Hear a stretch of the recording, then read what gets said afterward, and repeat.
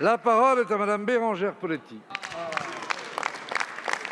Monsieur le Premier ministre, les sages-femmes sont très appréciées des Français car leur rôle est majeur dans la prise en charge des femmes durant toutes les périodes de la vie, de la puberté à la ménopause, et que ce soit à travers leur mission de prévention, de diagnostic ou de suivi périnatal.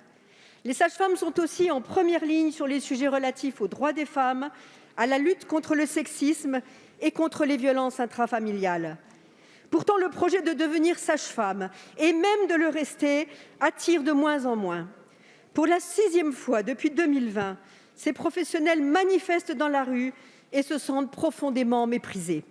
Selon une étude lancée par le Conseil de l'ordre des sages-femmes, plus de 55% ont envisagé de quitter leur métier et 96% estiment que leurs compétences et responsabilités ne sont pas suffisamment valorisées malgré 5 années d'études après le bac.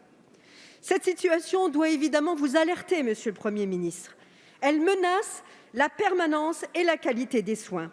Depuis de nombreuses années, leurs missions se sont considérablement étendues, leurs conditions de travail se sont dégradées et leur niveau de salaire n'a pas évolué, bien au contraire. Ces professionnels méritent une rémunération à la hauteur de leurs responsabilités et méritent d'être écoutés et reconnus.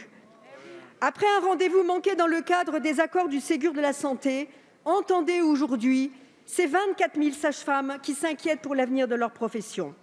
Vos objectifs politiques sont clairement de permettre des délégations de compétences pour mieux répartir l'offre de soins. Les sages-femmes œuvrent dans ce sens depuis des décennies. Faites-en un exemple au lieu de les maltraiter. Comment entendez-vous réagir, Monsieur le Premier ministre ?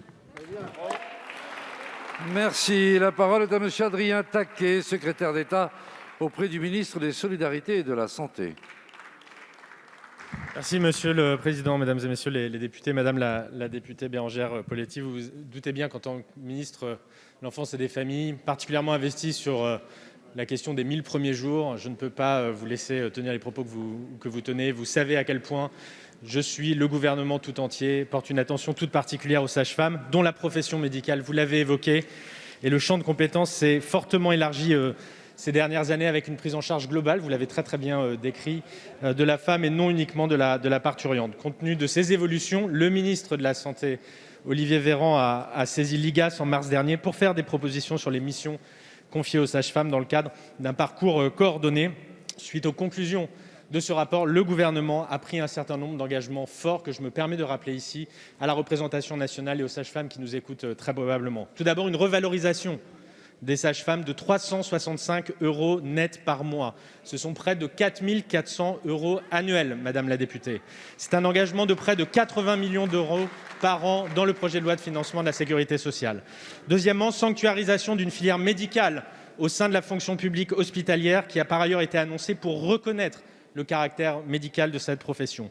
Par ailleurs, vous avez vous-même adopté ici à l'Assemblée de nombreuses évolutions des missions et compétences lors de la loi dite loi Rist, qu'il nous faut maintenant décliner, mettre en œuvre avec la profession.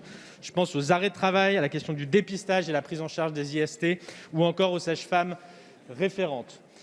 Je pense également aux engagements sur les centres périnataux de proximité ou encore l'exercice mixte pour fluidifier les parcours et améliorer les prises en charge. Et je n'oublie pas, évidemment, la question des 1000 premiers jours, avec la généralisation de l'entretien prénatal précoce, avec le renforcement des moyens de PMI. Le gouvernement a mis 100 millions d'euros ces 3 dernières années sur les PMI. C'est ce que les PMI ont perdu ces 10 dernières années.